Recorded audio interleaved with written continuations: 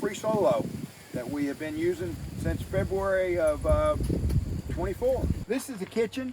We've did several things to it. Actually, this year alone, it's been our third modification this year, but we think we've got it. So we've got the refrigerator on the rollouts. We got the ice chest and the refrigerator on the rollouts. We had a friend of mine to put in a cabinet here so we can put the silverware in here, put other stuff in here. And then we got a chef over here, of course, to put everything in the whatever knickknacks are. But it rides good, so this little thing here has never fell off. So that's been a good thing. This I received for a birthday gift this year. We were wondering what to do with it, and my wife Claire said, "Hey, let's stick it in the back of the camper." And then the guy that was working on it says, "Hey, I can put it on the piano hinges, and that way she wanted to pass through, so it cured that." This little thing here is a little secret we're trying to do. Our goal is to do 47 states. See this little state right here? Yes. We will not do this one because when we went to the West Coast, we went this way here, and something we came up here like this, and guess what? She got left out, and as we going through here, it was 120 degrees, so Clara said, "We won't go back here. We'll get everybody else." So the way we're going to do Utah, we're actually probably going to go to Colorado, and we're going to go to Four Corners, and that'll get us Utah, Colorado, and of course we've already been to these up here. We'll get to North Dakota because I go bird hunting, and I can sneak up to North Dakota. And then, as you can see, Kansas and Nebraska ain't been done, but hey, we live in Missouri. We'll get Kansas, and we're headed to Minnesota. Now on this particular trip, we're headed from Missouri across.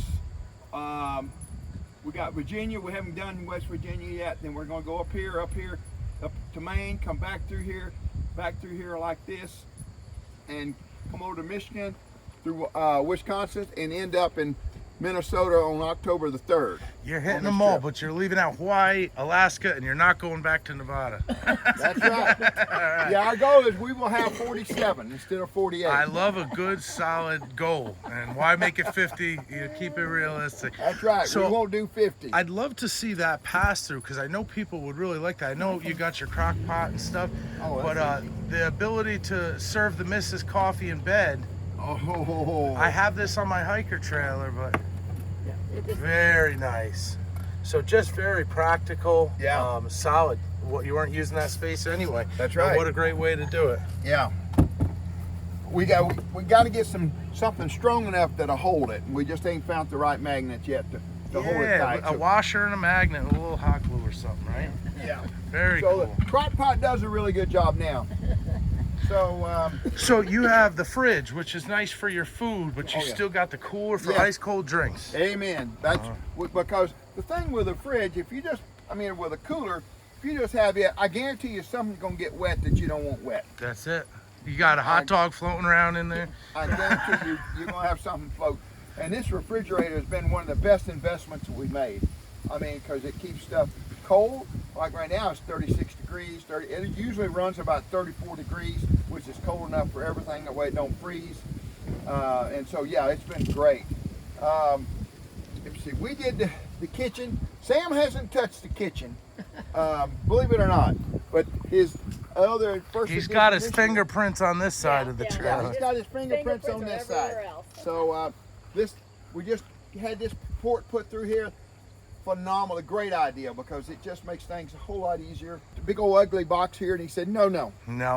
So to clarify, because I know people will ask, you have lights on your ARB awning, and that wants a 12-volt source. Right. So instead of putting a port here, you just pass through and plug into your galley. Exactly. But this green one is a 110 extension cord, right? Exactly.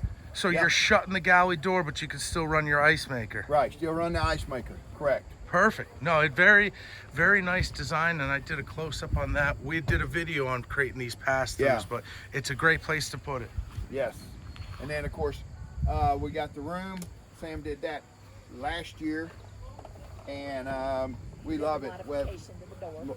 yeah, and it made sure that Mama could seal the inside up instead of using duct tape. So that's So for you, this is no bugs No right. bugs. and No bugs little privacy, privacy. Yep. changing room. Have you used it in cold weather yet? Not really. We did a couple years ago on our first one.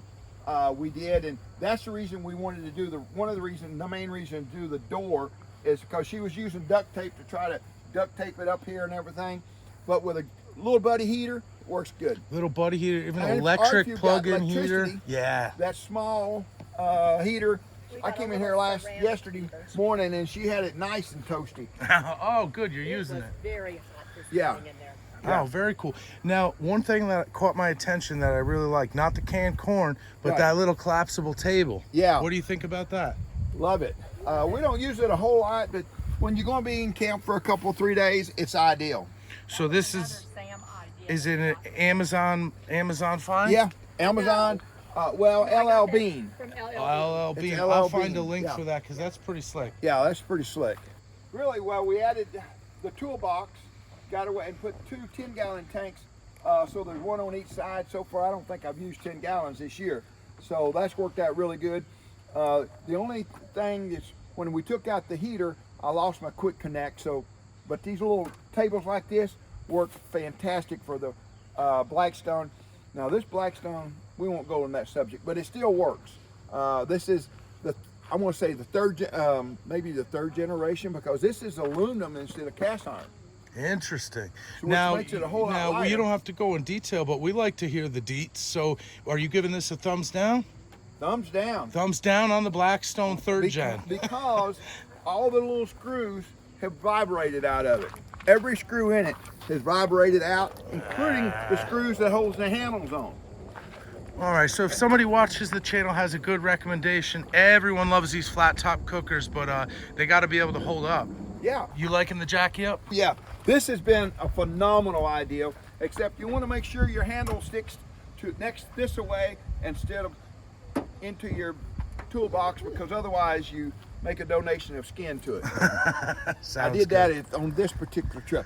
This has been another Sam's edition that has just been phenomenal. I mean, you should not have one without it. I mean, and then Sam, of course, adds the extension poles to it, which really makes it extra steady.